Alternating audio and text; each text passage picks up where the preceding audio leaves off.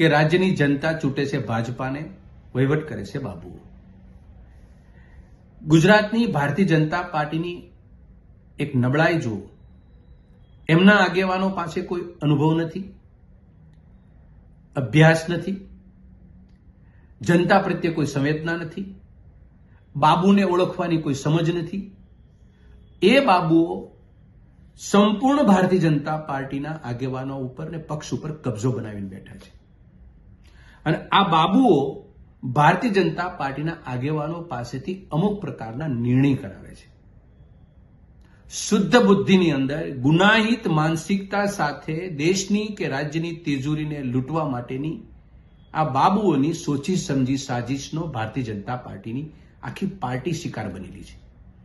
એને લઈ ગુજરાતની જનતા આજે પરેશાન છે.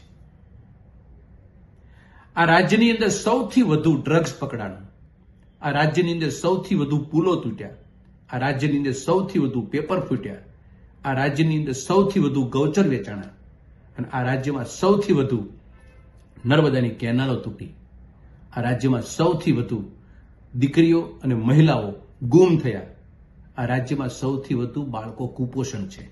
આમાંથી એક પણ મુદ્દાને નથી ભારતીય જનતા પાર્ટીના આગેવાનને સંવેદના કે નથી બાબુઓની કોઈ સંવેદના. એનું મુખ્ય કારણ એ છે કે બાબુએ સોચી સમજી સાજિશથી આ તમામ ઘટનાઓ ઘટી રહી છે. કારણ કે એમને ખબર છે કે આ ઘટના ઘટ્યા પછી અઘટિત પરિસ્થિતિ સર્જાણી એની તપાસનીમાં છે, તો તપાસમાં પણ બાબુ હોવાના, બાબુઓની એસઆઈટી હોવાની, બાબુઓ ગુનો આચરવાની કોઈને પ્રેરણા આપે, ગુનો થયા પછી એને મલમપટ્ટી કરવા માટે એસઆઈટી નિમાય, એસઆઈટી એવો રિપોર્ટ કરે કે નાના કર્મચારી કે નાના અધિકારીઓ એમાં ફસાઈ જાય, બાબુ એવા બહાર રહે.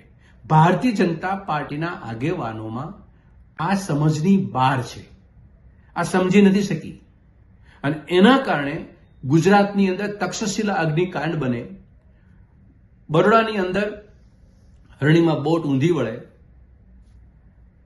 મોરબીની અંદર પુલ તૂટવાની ઘટના ઘટે, અને રાજકોટની અંદર ટીઆરપી ઝોન ગેમ ઝોનની અંદર અગ્નિ લાગે અને અનેક લોકો અગ્નિમાં હોમાઈ જાય.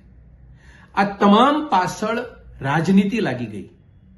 રાજનીતિ એ લાગી ગઈ કે આ તમામ કિસ્સા પાછળ જે સરકારી રાહે જે મિશનરીએ જે કામ કરવું જોઈતું હતું એ નથી કર્યું. એ ગુનાહિત માનસિકતા અંદર ઉમેરાણી અને એ ભ્રષ્ટાચાર લોકો કોણતા એનો પર્દાફાશ થાય તો બાબુઓ ખુદ સકંજામાં આવે. એ બાબુઓની ડિઝાઇન ખોટી પડે. એટલા માટે આ બાબુઓની એસઆઈટી નિમાય, બાબુઓ એસઆઈટી નિમાઈને રિપોર્ટ કરશે. નામદાર હાઈકોર્ટે બાબુઓને ડફણું માર્યું કે આવી એસઆઈટીની કોઈ જરૂર નથી. સ્પષ્ટ વસ્તુ છે કે આ ઘટના ઘટી છે અને એ ઘટના પાછળ સીધા જવાબદાર કોણ છે. આટલી વસ્તુ કરવામાં ભારતીય જનતા પાર્ટીના આગેવાનો એ મગજના બ્રહ્મચારીઓ છે કે જે કોઈ પ્રકારની એનામાં સમજ નથી કે બાબુઓ તમારો ખોટો ઉપયોગ કરીને ભારતીય જનતા પાર્ટી સરકારને વગોવી રહી છે, અને બાબુઓ આ બાબતમાં માહિર છે.